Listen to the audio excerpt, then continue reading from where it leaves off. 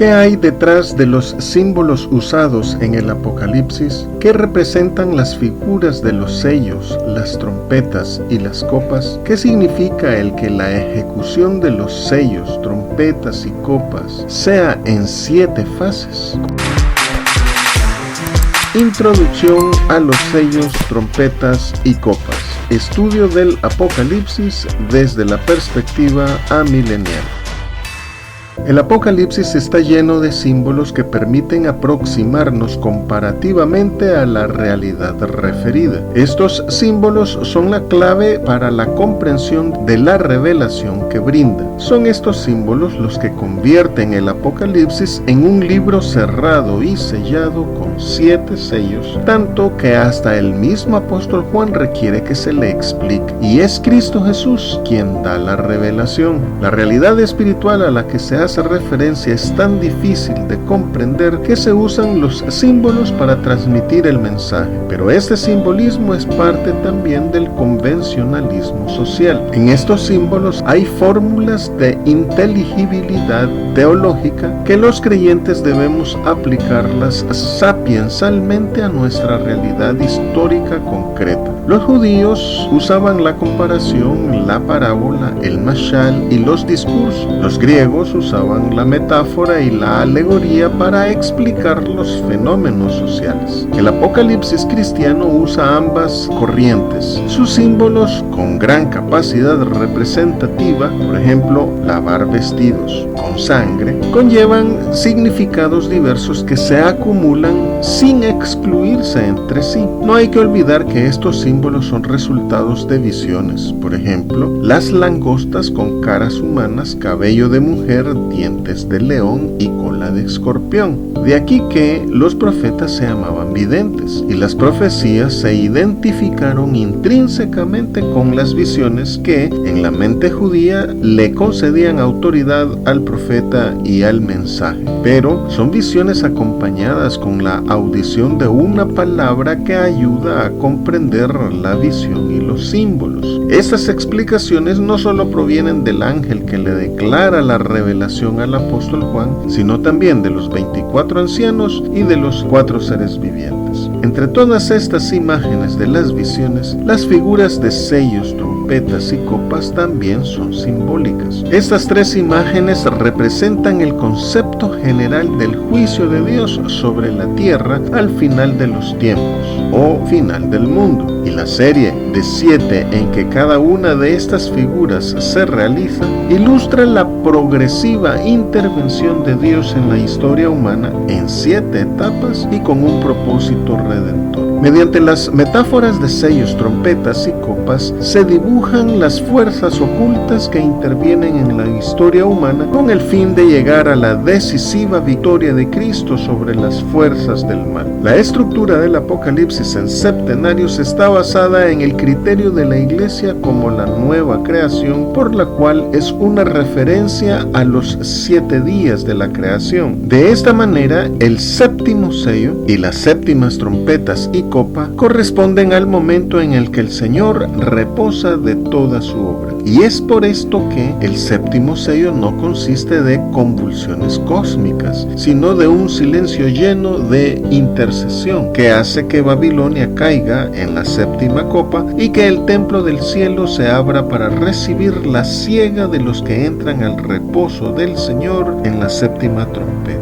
No obstante, el que haya 3 figuras no significa que sean 3 juicios separados uno después del otro. Tampoco que Dios se ensaña enviando castigos sucesivos, el siguiente peor que el anterior, solo para calmar su ira. Un análisis exhaustivo en la Biblia de la conducta de Dios como juez sobre la tierra concluye en que Dios no se deleita en causar el mayor daño posible, sino en el arrepentimiento de los impíos. Alabes en esto el que se hubiera de alabar, en entenderme y conocerme que yo soy Jehová, que hago misericordia, juicio y justicia en la tierra. Por consiguiente, aunque hay 3 figuras, sellos, trompetas y copas, no se trata de 3 juicios, sino de un solo juicio en el que las figuras ilustran 3 aspectos diferentes del mismo juicio. Por tanto, la ejecución de cada una de estas figuras es paralela. Esto significa que a la par del primer sello se ejecuta la primera trompeta y también la primera copa, y así también sucede en las demás etapas del juicio final. Observemos además que antes de la ejecución de cada uno de los 3 septenarios hay una introducción semejante para cada uno de ellos, pero no son 3 aperturas, sino la misma, cada una vista desde la perspectiva de cada parte a la que va dirigida. Así, la entronización del Señor Jesús antes de la ejecución de los sellos sobre la iglesia es la misma adoración que se da al Cordero antes del llamado de las trompetas para castigar al mundo por su maldad.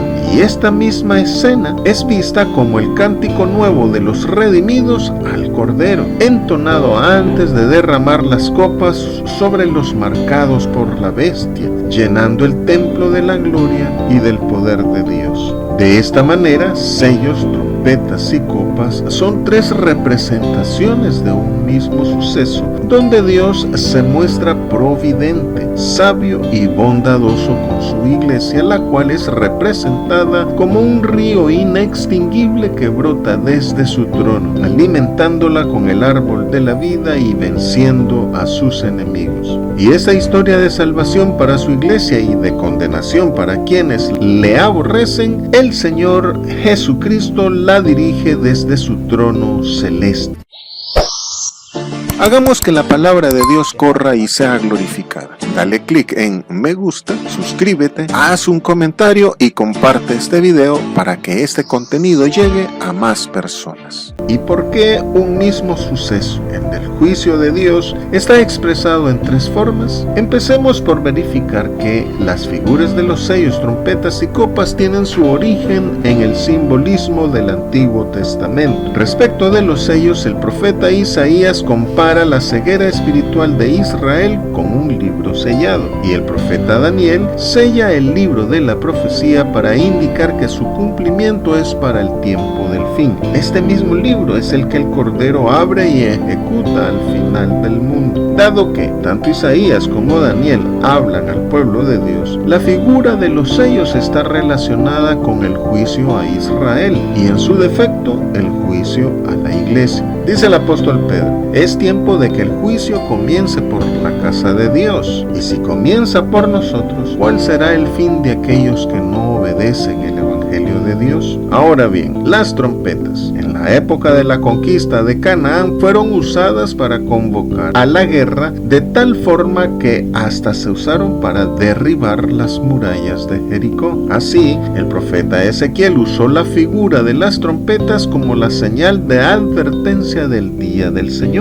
grande y terrible. La unión de las ideas de conquista de las naciones con la del día del Señor relaciona la figura de las trompetas con el juicio sobre el mundo, sobre los pecadores. Recordemos que el Señor sentenció diciendo, no por tu justicia ni por la rectitud de tu corazón entres a poseer la tierra de ellos, sino que por la impiedad de estas naciones, Jehová tu Dios las arroja delante de ti. Y respecto de las copas, el salmista Asaf habla de un cáliz con vino fermentado en la mano de Jehová, del cual beberán todos los impíos de la tierra.